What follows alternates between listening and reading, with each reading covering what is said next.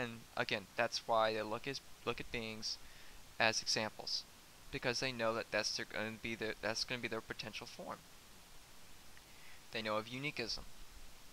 Now, the beings on this planet do not proclaim evil's name, but then again, not many beings on this planet go through a rebirth process. It's very rare. Not many beings go through an actual rebirth process. The beings that do are beings you would not expect.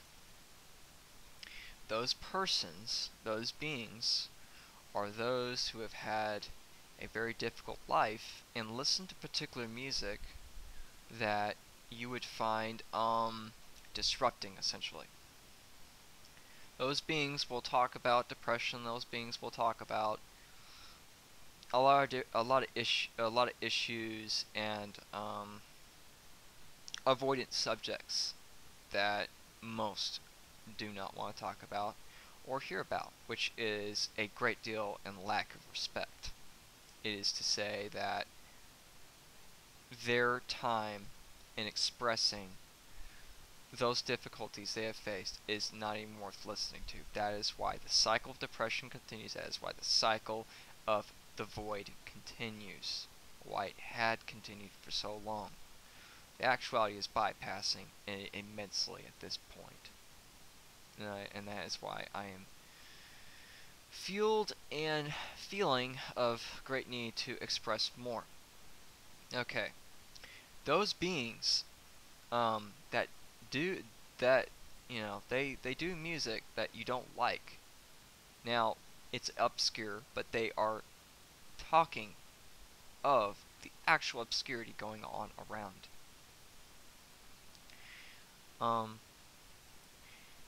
They don't proclaim evil when they're going through rebirth, but still, the signature reading is very defined.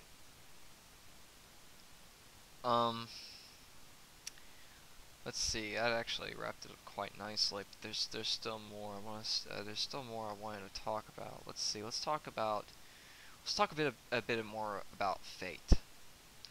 Another reason why I wanted to conclude this recording is because I was considering a bit too much on about, well, this is so long and not many people want to listen to a long recording. Honestly, I'm not going to consider that anymore. If this turns out to be 20 parts and, let's see, 20 times 10 minutes, let's see, that would be 200 minutes long. So, yeah, that would be 3 hours, 20 minutes. So be it. I'm no longer considering this is so long, and no one's going to really want to listen to all the parts. No one really does. My views on my videos are not very impressive, but the information will be provided, it will be there, and it's very essential. It's the actuality. The information I'm expressing is both from the hybrid realms, from other universes and existences, even partially the ultimate realms, and a lot in between. Oh yeah, allergies. Fate. What does this mean to you? First thing that usually comes to mind is destiny. That is ultimately true, but you as a unique being, discern your destiny, aka direction. Fate is a part of synchronicity. I'm sure when you have seen signs or synchronicity in the works, you've seen destiny and direction, partially fate. I would say ultimately fate, but synchronicity is still part of a nexus, an eternal nexus that is entirely separate and unique in its own way. Let's see, in a sense, for some beings getting this far, it was fate to find this information. It was fate to be this far. Fate is to say that your unique being a signature to a similarity that is a relation to fate. A great honor to have that realized. To narrow that down, you have to discover that for yourself. I can't know you. Uniquism and separatism will not allow me to know you magically. Though a lot that I discuss inevitably is going to relate to you anyway. Everything that I discuss in my videos is inevitably going to relate to you in some way, shape, or form, because it's the actuality. And I am speaking to you as though you're not only your core self, but a God self as well, and then some.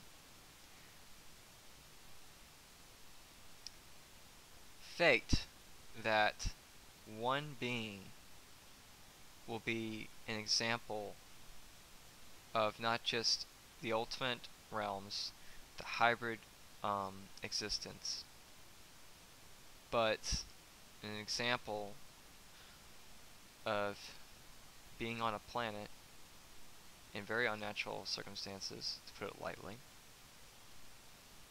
and being as those beings on that planet. Humans are hybrids and don't know it. They adapt to conditions that shouldn't even be adaptable to, in a sense. They discover bypassing and immortalism in a way that they are not comprehending, they are not realizing it. This is why your physicality still holds. This is why, despite so many bizarre experiences, you are able to take those experiences and find some way, shape, or form and create something quite unique, though it might also be obscure, but helps your evolution. Persons who have gone through a lot of depression make music or poetry, or try and find other persons to relate to. That is a very quite graphic intelligence. Unnatural circumstances aren't even supposed to be, and they won't be ever again. So this is literally the last moments of quote unnatural, unnatural circumstances, but at some point it's going to be quote unnatural, or were unnatural, to put that in a more direct use, direct understanding.